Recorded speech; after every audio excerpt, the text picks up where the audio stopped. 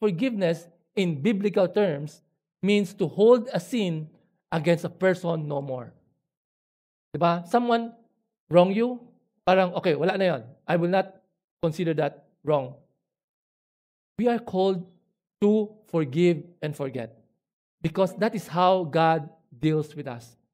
Okay, let's clarify. Ano pasabot ng forget? Does it mean that God suffers amnesia? Wala. Nakalimtan na. God does not forget in that sense, but in a legal sense. In a legal sense, meaning, He will no longer bring charges against us. Hindi na tayo paparusahan sa ginawa natin. Kasi wala na yon, parang baliwala na. That's the point. Authentic forgiveness means that if you say, I forgive you, you do not hold that against the person anymore. Parang wala na yon. Hindi mo na babalikan. Hindi mo na idiin sa tao yung ginawa niya.